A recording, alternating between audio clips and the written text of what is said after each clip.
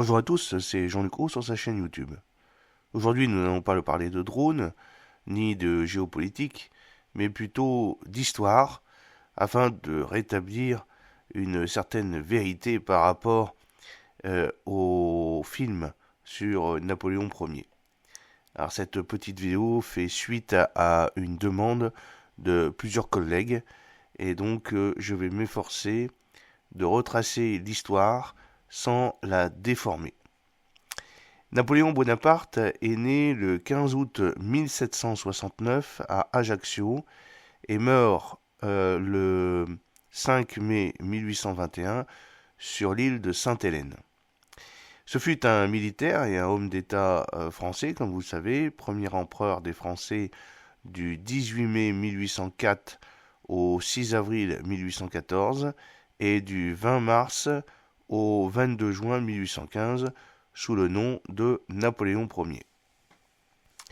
Second enfant de Charles Bonaparte et de Laetitia Ramelino, Napoléon Bonaparte devint en 1793 général dans les armées de la Première République française, née de la Révolution, où il est notamment commandant en chef de l'armée d'Italie, puis de l'armée d'Orient.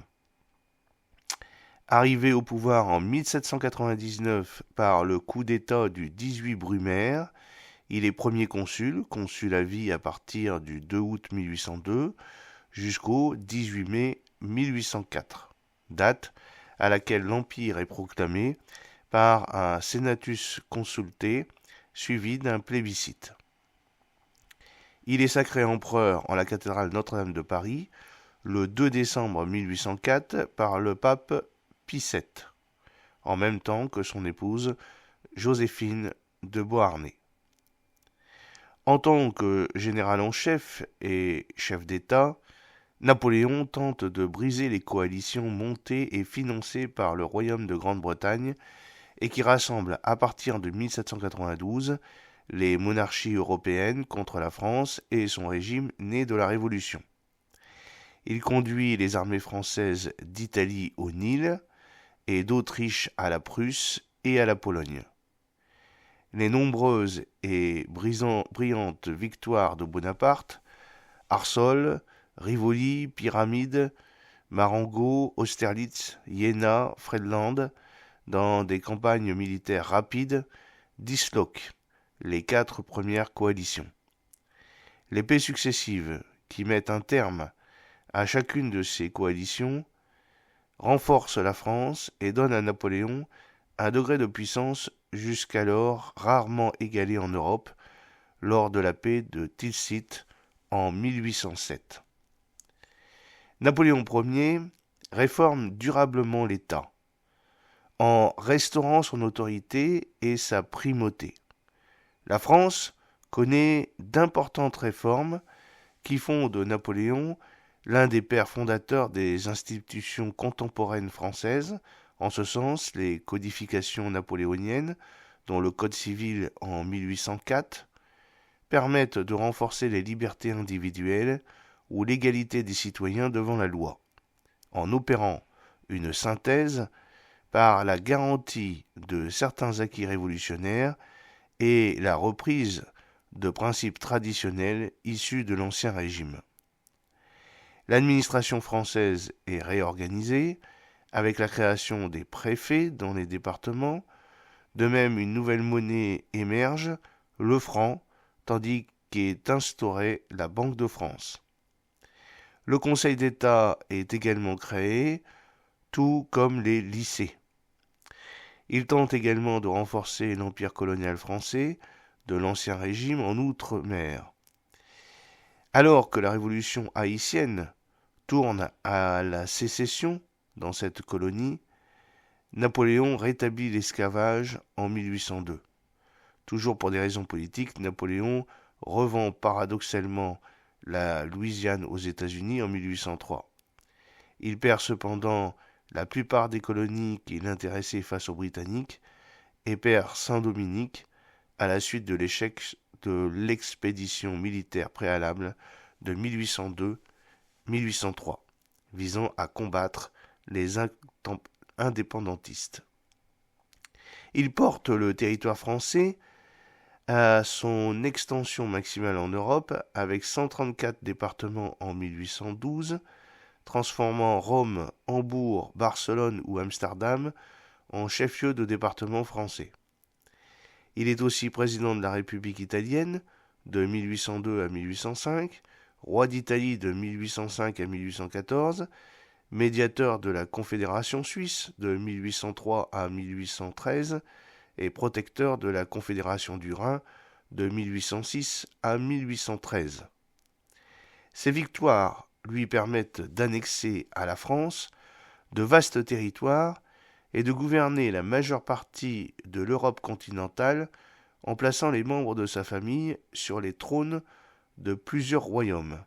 Joseph à Naples, puis en Espagne, Louis en Hollande, Jérôme en Westphalie et son beau-frère Joachim Murat à Naples. Il crée également un duché de Varsovie, sans restaurer formellement l'indépendance polonaise, et soumet temporairement à son influence des puissances vaincues telles que le royaume de Prusse et l'Empire d'Autriche. Alors qu'il finance des coalitions de plus en plus générales, les alliés contre la France finissent par remporter des succès décisifs en Espagne, la bataille de Vittoria, et en Allemagne, la bataille de Leipzig en 1813. Son intransigeance devant ces revers lui fait perdre le soutien de pans entiers de la nation française, tandis que ses anciens alliés ou vassaux se retournent contre lui. Amené à abdiquer en 1814, après la prise de Paris, capitale de l'Empire français, et à se retirer à l'île d'Elbe, il tente de reprendre le pouvoir en France lors de l'épisode des 100 jours en 1815. Capable de reconquérir la France et d'y rétablir le régime impérial sans coup férir, il amène pourtant, à la suite de diverses trahisons et dissensions de ses maréchaux, le pays dans une impasse avec la lourde défaite de Waterloo, qui met fin à l'Empire napoléonien et assure la restauration de la dynastie des Bourbons. Sa mort en exil, à Sainte-Hélène, sous la garde des Britanniques, fait l'objet de nombreuses controverses. Objet dès son vivant d'une légende dorée comme d'une légende noire, il doit sa très grande notoriété à son habileté militaire, récompensée par de nombreuses victoires, et à sa trajectoire politique étonnante, mais aussi à son régime despotique et très centralisé, ainsi qu'à son ambition qui se traduit par des guerres meurtrières au Portugal, en Espagne et en Russie avec des millions de morts et de blessés, militaires et civils pour l'ensemble de l'Europe. Il est considéré comme l'un des plus grands commandants de l'histoire et ses guerres et campagnes sont étudiées dans les écoles militaires du monde entier. Une tradition romantique fait de Napoléon Ier l'archétype du grand homme appelé à bouleverser le monde. C'est ainsi que le comte de Las Cases, auteur du mémorial de Sainte-Hélène, tente de présenter Napoléon au Parlement britannique dans une pétition rédigée en 1818. Elifort, dans son ouvrage Napoléon, qui a inspiré le film d'Albert Grants, le compare à un prophète des temps modernes. D'autres auteurs, tels que Victor Hugo, font le vaincu de Sainte-Hélène le Prométhée moderne. L'ombre de Napoléon le Grand plane sur de nombreux ouvrages de Balzac, Stendhal, Musset, mais aussi de Dostoïevski, de Tolstoï et de bien d'autres encore. Par ailleurs, un courant politique français émerge au XIXe siècle, le bonapartiste, et se réclamant de l'action et du mode de gouvernement de Napoléon. D'un point de vue personnel, Napoléon naît à Ajaccio donc le 15 août 1769, le jour de la Sainte Marie, patronne de la Corse, dans la maison familiale aujourd'hui transformée en musée. Napoléon naît un an après le traité de Versailles, par lequel la République de Gênes cède la Corse à la France. L'île est donc récemment française. Ondoyé à domicile, Il a pour nom de baptême Napoléoné Bonaparte, prénom donné en mémoire d'un oncle décédé à Corté en 1767, et n'est baptisé à la cathédrale Notre-Dame de l'Assomption d'Ajaccio que le 21 juillet 1771. La famille Bonaparte est d'origine italienne et passée en Corse à la fin du XVe siècle. Jean Tullard écrit que depuis 1716, les Bonaparte sont membres du Conseil des Anciens d'Ajaccio. Ils sont essentiellement notaires, hommes de loi, avocats et sont alliés à d'anciennes familles seigneuriales insulaires. Napoléon est le quatrième enfant, second des enfants survivants, après Joseph, de Charles Bonaparte, avocat au Conseil supérieur de Lille et greffier au tribunal, et de Maria Letizia Ramolino, dont le mariage avait été célébré en 1764. Plus tard, Napoléon fera de sa date de naissance le 15 août, un jour férié, la Saint-Napoléon. Au niveau de son enfance, sa formation militaire, la famille Bonaparte vit à Ajaccio, rue Malherbat, rue de la Mauvaise Herbe, aujourd'hui rue Saint-Charles, dans une petite maison traditionnelle du XVIIIe siècle que Napoléon qualifiera lui-même de misérable. La Casa Bonaparte est habitée au rez-de-chaussée et au premier étage par les Bonaparte et au deuxième étage par leurs cousins, les Pozzo di Borgo. Ce voisinage est insupportable et les deux familles vivent dans une brouille continuelle. On raconte qu'un jour, une Pozzo di Borgo aurait jeté le contenu d'un pot de chambre par la fenêtre sur Madame Letizia. Les Bonaparte ne sont pas une famille riche. Dans ce milieu rural, les ressources matérielles de la famille sont essentiellement fondées sur les récoltes et les échanges.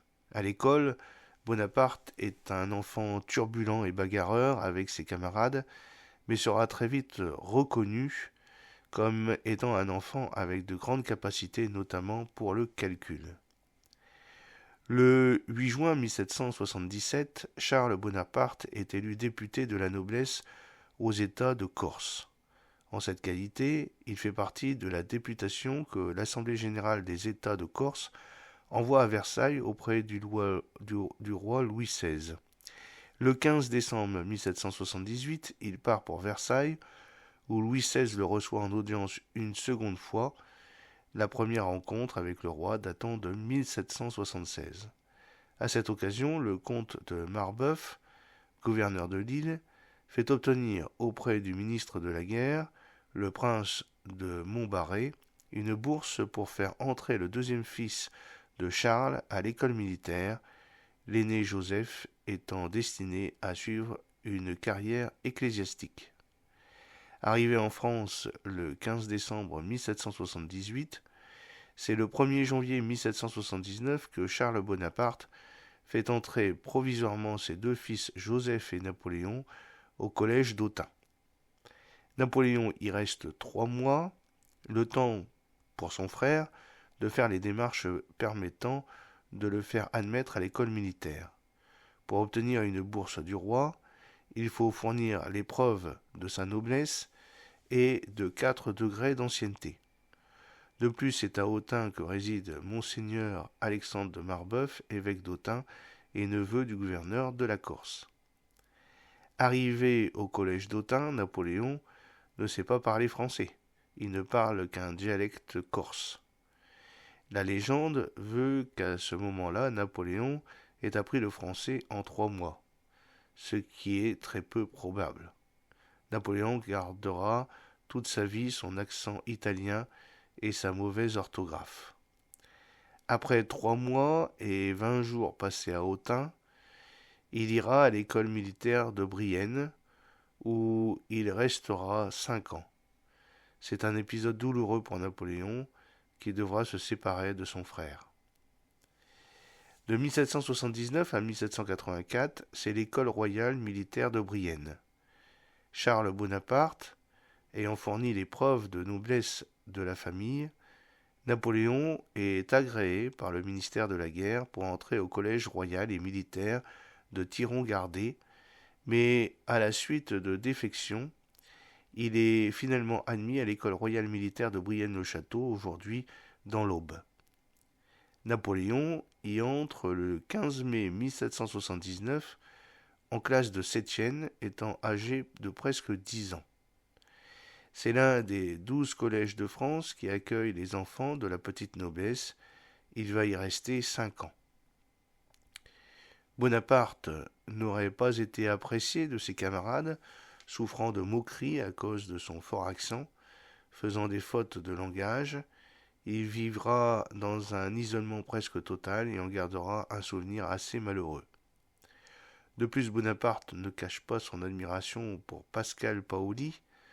Selon Jacques Godechaux, les témoignages sur le séjour de Brienne sont contradictoires et sujets à caution.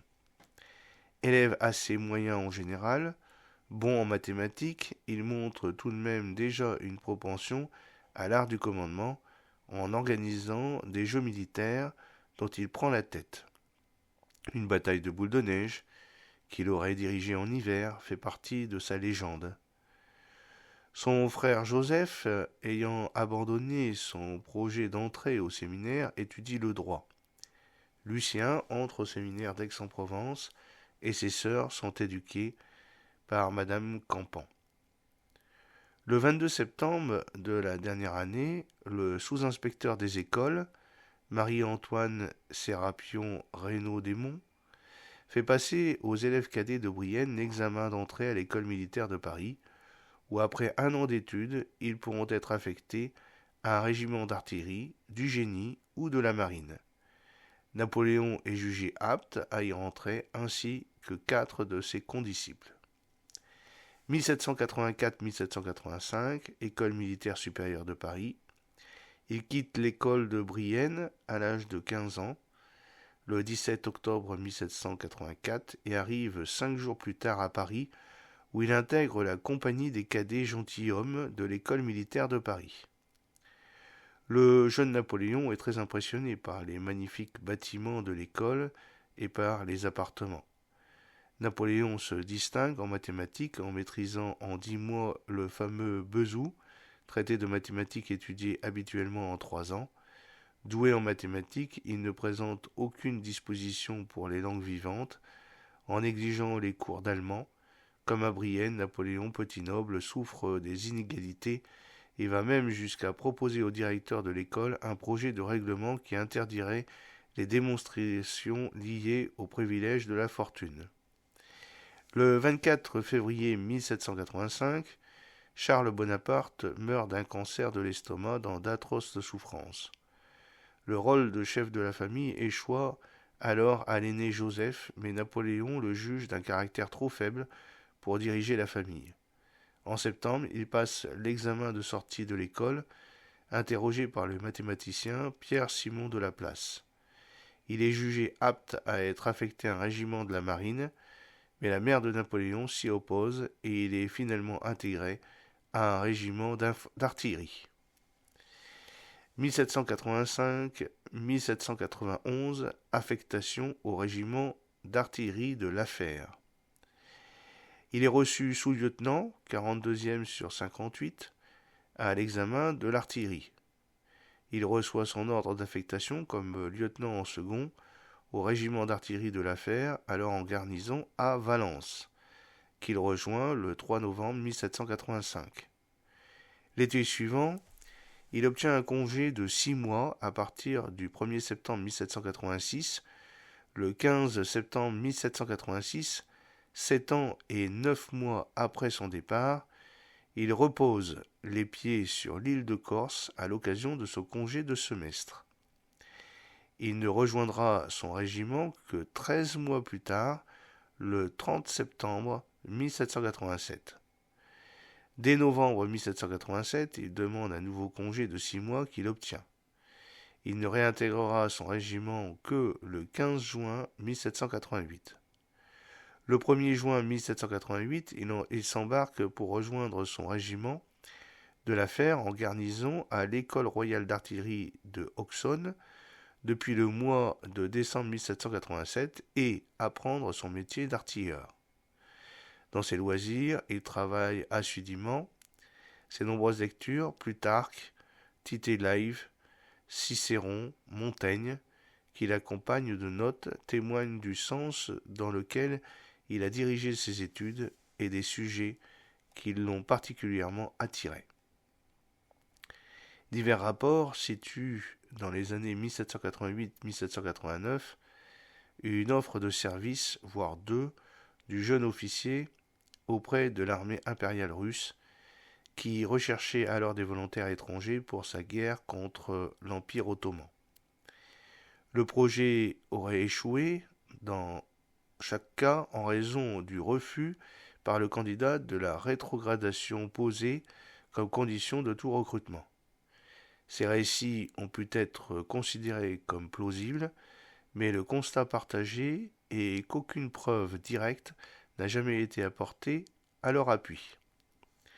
Le 9 septembre 1789, Napoléon Bonaparte quitte Auxonne pour un nouveau congé de 6 mois. Il ne réintègre son régiment que le 11 et 12 février 1791.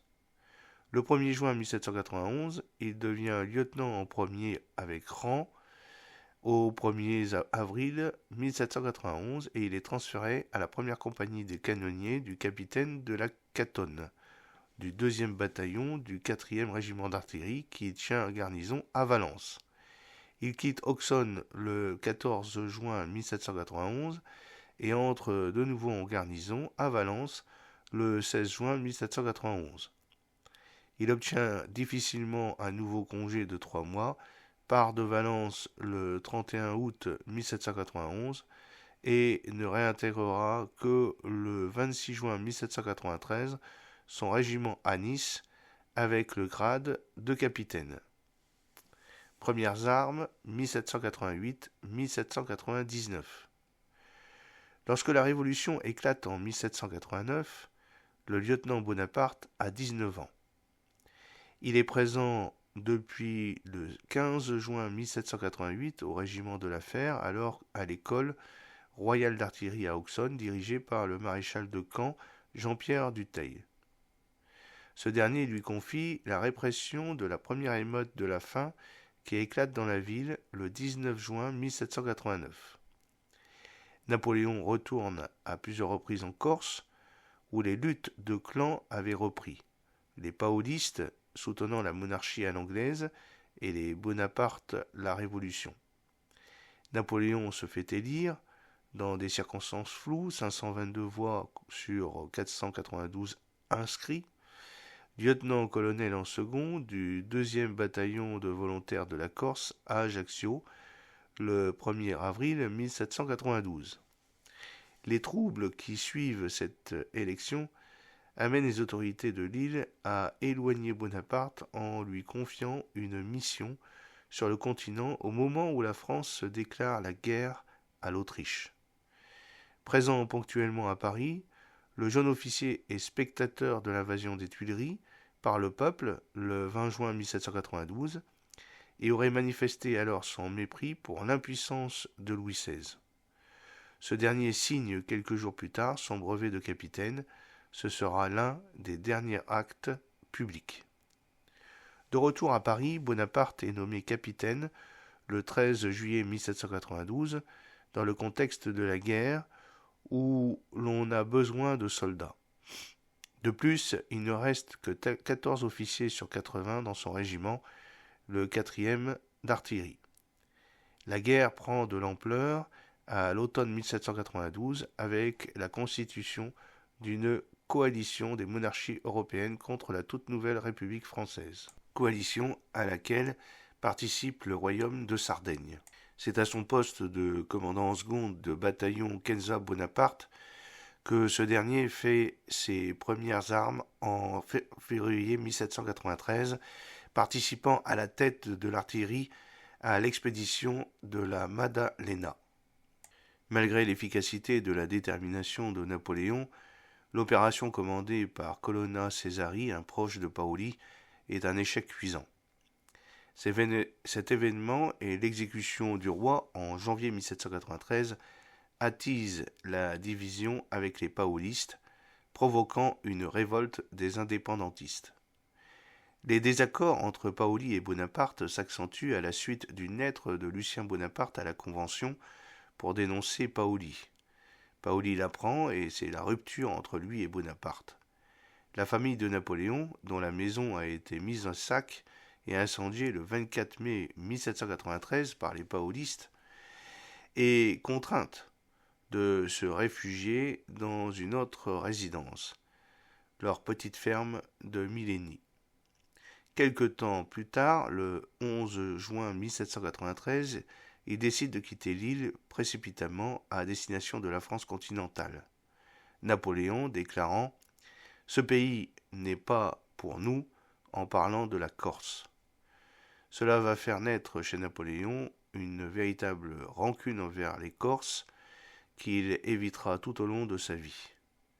Il déclara quelques mois avant sa mort en 1821 au maréchal Bertrand « La Corse n'est pas pour la France qu'un inconvénient, une verrue qu'elle a sur le visage. » Débarqués en France le 13 juin 1793, les Bonaparte s'installent d'abord près de Toulon, puis dans la région de Marseille, en pleine guerre fédéraliste.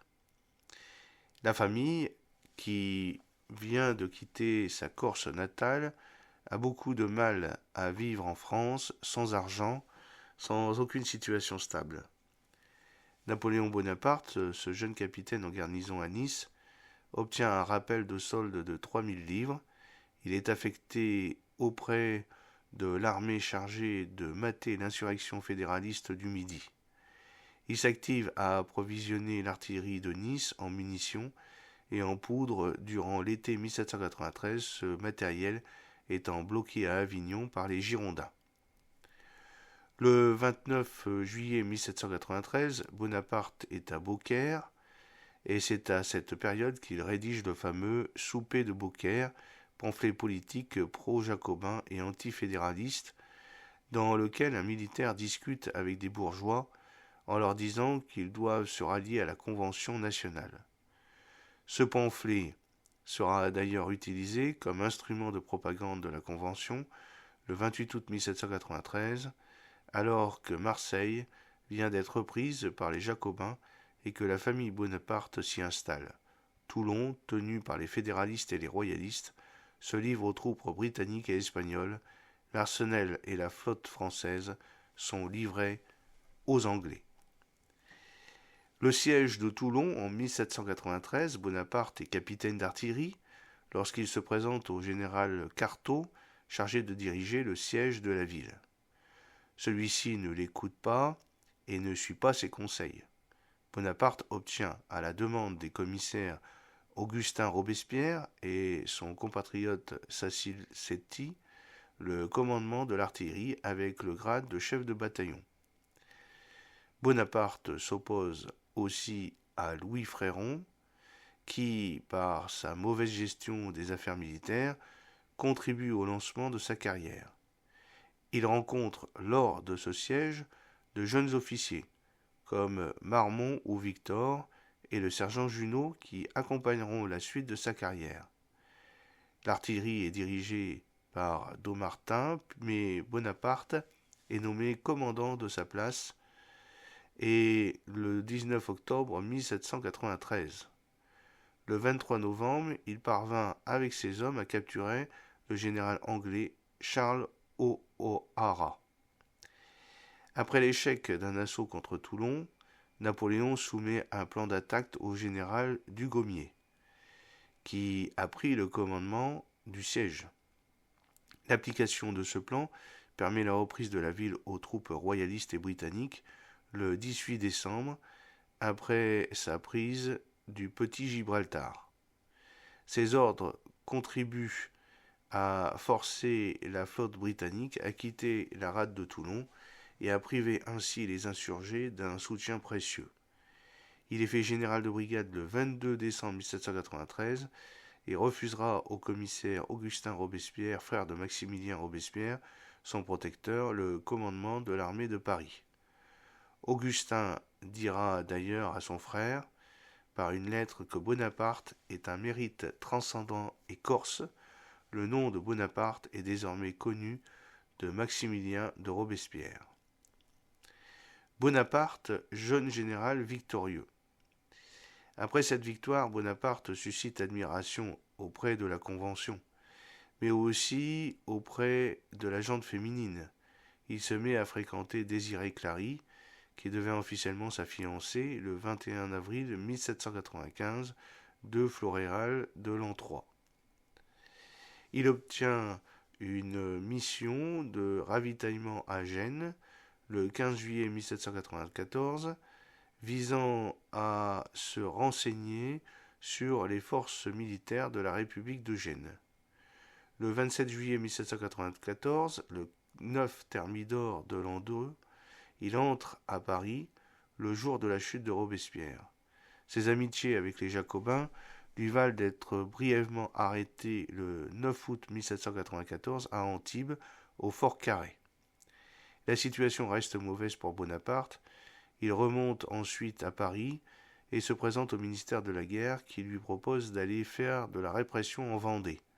Mais Bonaparte refuse car il a l'esprit tourné vers l'Italie. Pour éviter d'y aller de force, il se présentera malade de la gale, accompagné d'un certificat médical. Au mois de juillet 1795, il espère aller en Turquie à la demande du sultan pour devenir officier instructeur. Cela échouera, il n'est pas retenu. Le 15 septembre 1795, il est renvoyé brusquement, où il démissionne, la cause reste encore floue. Désormais sans affectation et sans solde, c'est une catastrophe pour lui. Mais Bonaparte ne tardera pas à réapparaître un certain 5 octobre 1795, le 13 Vendémiaire de l'an 4. Insurrection royaliste de 1795. Une fois Bonaparte libéré, François Aubry, membre du comité militaire, lui propose en 1795 un commandement en Vendée, mais il refuse et lui dit même « On vieillit vite sur le champ de bataille et j'en arrive ». Aubry le met alors en congé, mais sans solde. Par la suite, il erre à Paris, sans commandement effectif, sans argent. Il va souvent dîner chez Bourrienne, ou chez Madame Panoria Comnène, épouse Permont, une connaissance de Corse avec Junot, les deux étant devenus inséparables depuis le siège de Toulon. Le 13 Vendémiaire de l'an 4, le 5 octobre 1795, Barras, à qui revient la charge de commander les opérations de défense, demande à Bonaparte de réprimer l'insurrection royaliste contre la Convention nationale. En effet, 25 000 royalistes préparent une insurrection à Paris. À cette occasion, Bonaparte a sous ses ordres un jeune officier, Joachim Murat, chef d'escadron, son futur beau-frère. Ce dernier joue un rôle déterminant en transférant à temps les canons indispensables depuis les Sablons jusqu'aux abords des Tuileries. La canonnade de Saint-Roch, où les boulets ont été remplacés par de la mitraille plus efficace, disperse les forces royalistes, faisant 300 morts. Quelques jours plus tard, Bonaparte est promu général de division le 24 Vendémiaire de l'an 4, le 16 octobre 1795, puis nommé général en chef de l'armée de l'intérieur le 3 Brumaire de l'an 4, le 25 octobre 1795, succédant à Barras, qui devient l'un des 5 membres du Directoire, régime qui succède à la Convention le 4 Brumaire de l'an 4, 26 octobre 1795. Il s'installe alors à Paris, à l'hôtel de la 17e division, rue des Capucines. Bonaparte fait ici une ascension extraordinaire et fulgurante en devenant, en quelques semaines seulement, un personnage très important de la capitale. Bonaparte et Joséphine. Marie-Joséphine Rose Taché de la Pagerie est veuve d'Alexandre de Beauharnais. général de l'armée du Rhin, accusé de s'être rendu au siège de Mayence en 1793. Il a été guillotiné en 1794, tandis qu'elle a été emprisonnée. Alexandre lui avait donné 2 enfants, Eugène et Hortense. Joséphine est née en Martinique en 1763. Son père y possédait une plantation de canne à sucre. Après une première rencontre entre Bonaparte et Joséphine le 15 octobre 1795, une véritable passion naît entre les 2 amants. Très rapidement, ils décident de se marier. Bonaparte s'empresse donc d'écrire une lettre de rupture à Désiré Clary, dont la sœur Julie a été mariée à Joseph le 1er août 1794. Le 9 mars 1796, en retard à la cérémonie, Bonaparte arrive et s'écrie auprès du commissaire chargé de remplacer le maire: Mariez-nous vite, en le réveillant. Le mariage républicain a lieu à Paris dans la mairie du 2e arrondissement, l'ancien. Il n'y a pas de mariage religieux. Paul Barras, l'ancien amant de Joséphine, est présent. Sur leur certificat, les époux falsifient leurs âges, effaçant quasiment leur différence, qui est de 6 ans. Joséphine se donne 4 ans de moins et Bonaparte 18 mois de plus. En outre, le mariage n'est pas réglementaire, car le commissaire n'est pas habilité à en célébrer. 2 jours plus tard, Bonaparte rejoint son armée d'Italie à Nice, en passant par Marseille, pour annoncer à sa mère la nouvelle de son mariage. La campagne d'Italie en 1796-1797. Le 2 mars 1796, Bonaparte avait obtenu sa promotion de général en chef de la petite armée d'Italie, appelée en principe à ouvrir un simple front de diversion. Officier d'artillerie de formation, il innove à cette époque dans l'utilisation de l'artillerie canon de Gribeauval comme force mobile d'appui des attaques d'infanterie. Il sait motiver ses hommes et fait sur le terrain, qu'il avait reconnu en 1793-1794, une campagne d'exception qui reste étudiée dans toutes les écoles de guerre. C'est la première grande campagne de Bonaparte à laquelle il attachera beaucoup d'importance tout au long de sa vie. Stendhal dira même qu'il s'agit de la période la plus brillante de la vie de Bonaparte. L'armée que l'on confie à Bonaparte n'est pas censée être très importante. Il s'agit d'une campagne de diversion, tandis que 2 armées du Rhin, bien plus puissantes, contournent les Autrichiens par le nord. Il remportera victoire sur victoire et réorganisera le nord de l'Italie. En un peu plus d'1 an, il bat 5 armées autrichiennes, fréquemment à 1 contre 2, et décide seul du sort de la guerre, les armées françaises du Rhin étant battues par les Autrichiens, qui doivent affaiblir leurs troupes sur ce front pour envoyer des renforts en Italie. Il bat séparément 4 généraux piémontais et autrichiens, dont Colli, von Beaulieu et Argenteau à Melissimo Montenotte, après avoir emparé du massif de l'Authion avec Masséna, là où les généraux Gaspard Jean-Baptiste Brunet et Jean-Mathieu Philibert Serrurier avaient échoué à la baisse de Turinican d'Argent et signent l'armistice de Cherasco avec le royaume de Sardaigne.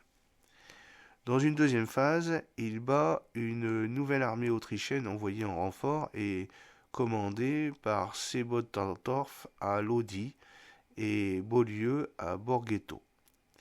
Le 15 mai 1796, le jeune Bonaparte entre dans Milan à la tête de son armée. Dans une troisième phase organisée auprès du siège de Mantoue, il bat 2 nouvelles armées autrichiennes commandées par Kasdanovich et Wünzer dans 7 batailles, dont Castiglione et Rovereno.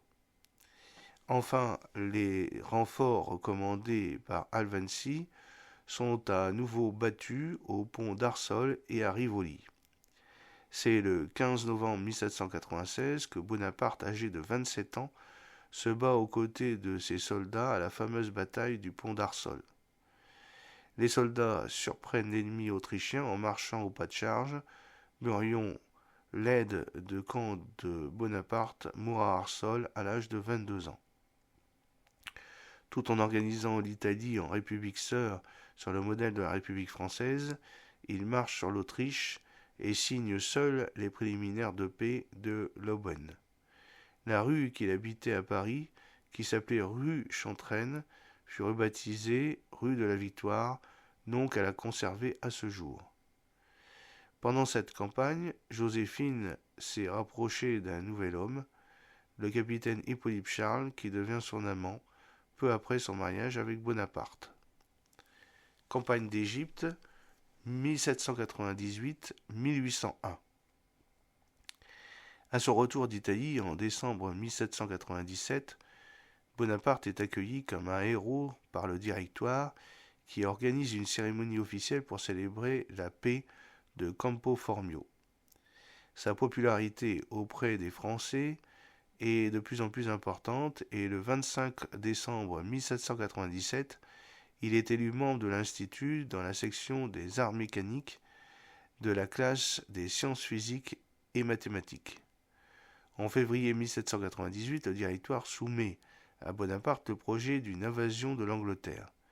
Celui-ci inspecte alors les côtes françaises de Boulogne, Calais et Dunkerque en vue de la réalisation du projet. Le 23 février 1798, le gouvernement abandonne le projet d'invasion d'Angleterre sur les conseils de Bonaparte, qui lui-même, influencé par Talleyrand, persuade alors le Directoire de porter la guerre en Égypte, où il pourra couper la route des Indes à la Grande-Bretagne. Le 24 février 1798, le rapport est présenté à Barras. Le 5 mars, inquiet de la popularité de Bonaparte, le Directoire le charge de mener l'expédition en Égypte avec l'arrière-pensée de s'en débarrasser.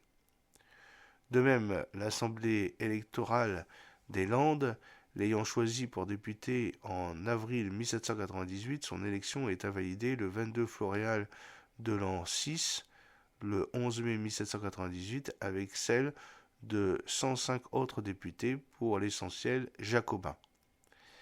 En avril 1798 est créée l'armée d'Orient, placée sous les ordres de Bonaparte. Le général Bonaparte organise son état-major et choisit, comme en Italie, 8 officiers comme aides de camp: Duroc, Beauharnais, Julien, le Polonais Supkowski, Croisier, Lavalette, Guibert et Merlin. Les généraux Kléber, Dessax, Murat, Lannes, Davos, Menou, Caffarelli, Julien, Andréossy et Dumas l'accompagnent, ainsi que des scientifiques qui formeront l'Institut d'Égypte. Le 19 mai 1798, Bonaparte quitte Toulon avec le gros de la flotte française et parvient à échapper à la poursuite de la flotte britannique de Nelson. Les Français s'emparent d'abord de Malte le 10 et 11 juin 1798 pour assurer les communications ultérieures entre la France et l'Égypte. Le 19 juin 1798, après avoir laissé une garnison de 3000 hommes sur place, la flotte met le cap sur Alexandrie, qu'elle atteint le 1er juillet 1798. Après une courte résistance, la ville est prise le lendemain. Bonaparte laisse 3000 hommes à Alexandrie et se dirige vers l'est, en longeant le delta du Nil jusqu'au fleuve, qu'il remonte ensuite vers le Caire. Le premier véritable combat de la campagne d'Égypte a lieu à Chébrès, le 13 juillet 1798, où les cavaliers mamelouks sont défaits grâce à l'artillerie de l'armée d'Orient. Le 21 juillet, à la bataille des pyramides de Gizeh, Bonaparte bat à nouveau l'armée des mamelouks, et le 24 juillet, Bonaparte et son armée entrent en vainqueur au Caire. Le 1er et 2 août, la flotte française est presque entièrement détruite à Aboukir par la flotte de l'amiral Nelson. Désormais, les Britanniques sont maîtres de la Méditerranée et Bonaparte est prisonnier de sa conquête. À la suite de cette défaite, les Turcs déclarent la guerre à la France le 9 septembre, car l'Égypte fait partie de l'Empire ottoman comme la majorité du Proche-Orient. Pendant qu'ils décident de faire de l'Égypte un véritable État capable de vivre en autarcie, Bonaparte envoie le général de Saxe poursuivre Morad Bey jusqu'en Haute-Égypte, complétant ainsi la soumission du pays.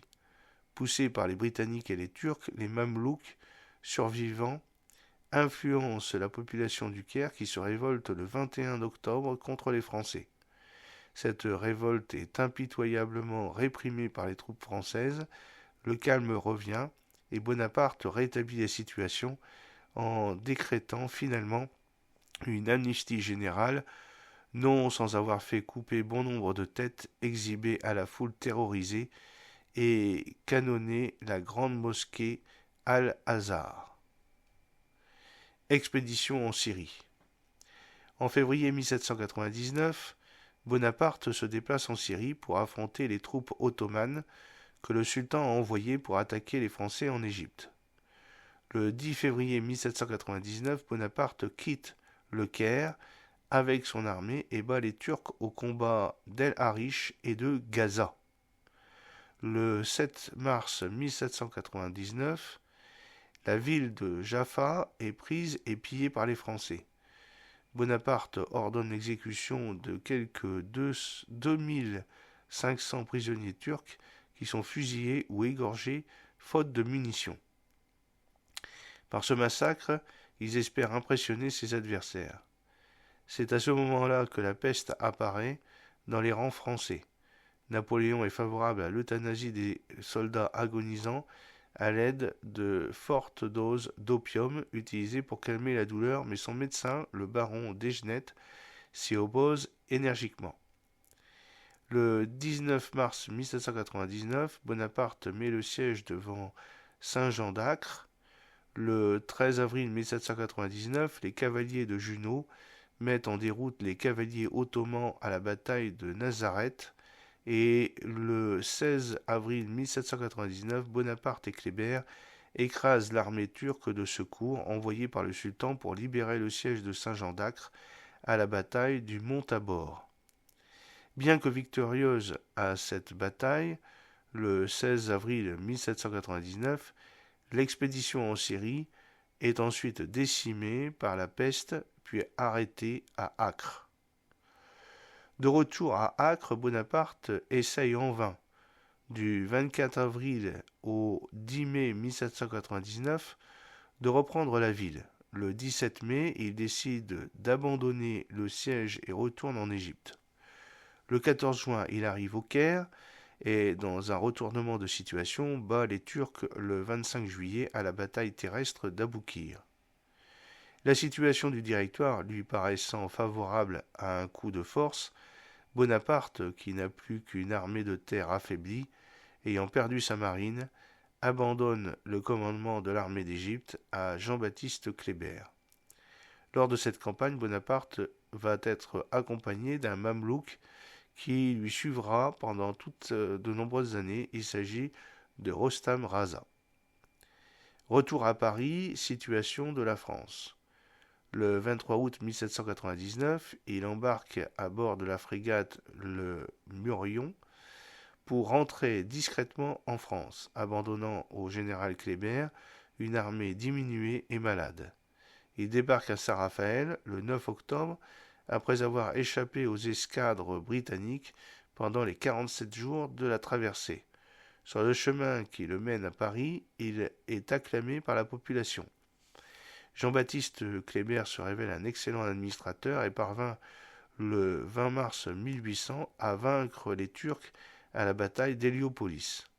Cette victoire permet à la France de conserver l'Égypte, mais Kléber meurt assassiné le 14 juin au Caire, le jour même de la victoire de Bonaparte en Italie à la bataille de Marengo.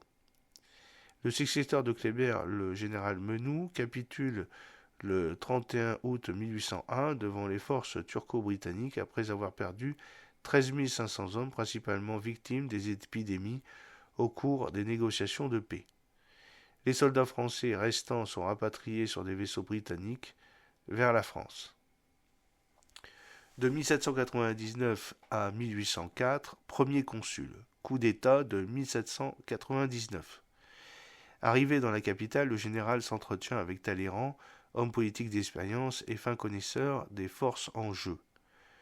Le schéma du coup d'État du 18 Brumaire 9 novembre 1799 prévoit les opérations suivantes. Bonaparte aura le commandement en chef de l'armée pour le maintien de l'ordre dans Paris et dans les assemblées. On envisage de déplacer les assemblées au château de Saint-Cloud sous le prétexte d'un péril jacobin. En effet, depuis 1789, les assemblées se trouvent toujours sous la menace de la population parisienne. L'essentiel des événements se déroule le 19 Brumaire à Saint-Cloud. Les révisionnistes avaient envisagé une démission collective des 5 directeurs, mais les assemblées ont du retard, car cette idée ne fait pas l'unanimité. Bonaparte s'impatiente et décide d'intervenir. Il tient un discours maladroit devant le Conseil des 500, discours hué par les députés qui l'accusent de vouloir instaurer la dictature. Bonaparte est alors contraint de quitter l'Assemblée, mais il prend rapidement la situation en main avec l'aide de son frère Lucien qui préside les 500. Lucien évite que Napoléon soit mis en cause par les députés qui veulent noter pour mettre hors la loi Bonaparte. Lucien retarde le vote et va chercher Murat, qui vient avec sa troupe et met de l'ordre dans les assemblées, disant que certains députés voulaient poignarder Bonaparte pour justifier une intervention de l'armée. Les représentations des députés sortant par les fenêtres et voulant poignarder Napoléon sont très répandues. Bonaparte est de fait l'homme fort de la situation qui fait basculer un coup d'État parlementaire en un coup d'État militaire. Mais Bonaparte reste attaché aux formes juridiques et dans la soirée du 19 Brumaire, les députés restent à Saint-Cloud pour voter la décision de nommer 2 commissions pour préparer une nouvelle constitution.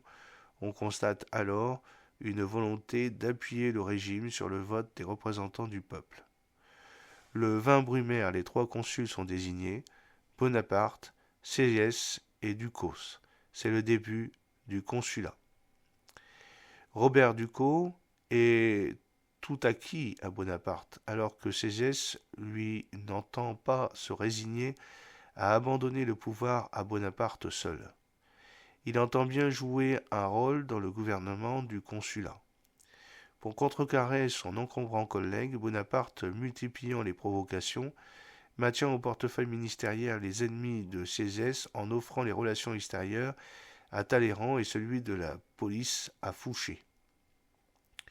Le travail de rédaction de la Constitution est confié officiellement à 2 commissions législatives formées de députés des 500 et des anciens. Mais c'est Sieyès qui va proposer un projet. À l'examen, le projet s'avérera trop complexe, voire irréaliste. En effet, il prévoit l'instauration d'un régime démocratique fondé sur un pouvoir législatif fort, représenté par 3 chambres.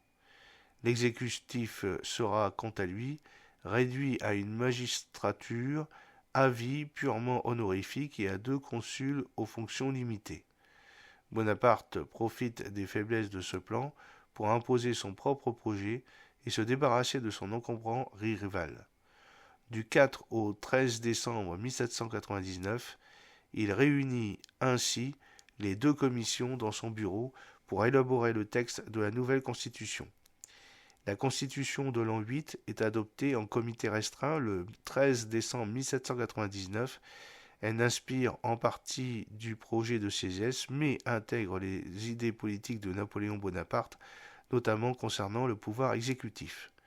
Sieyès lui-même est chargé de désigner les 3 consuls de la République, Bonaparte comme premier consul, puis Cambacérès et Lebrun comme respectivement 2e et 3e consul de la République. Sieyès, quant à lui, est relégué au poste de président du Sénat. J'espère que cette petite vidéo vous a plu. N'oubliez pas de cliquer sur le pouce pour la promouvoir, de vous abonner si ce n'est pas encore fait, et de partager cette vidéo sur vos réseaux sociaux. Une prochaine vidéo parlera de la suite avec, en début, la Constitution de l'an 8. À très bientôt, fidèlement, Jean-Luc O.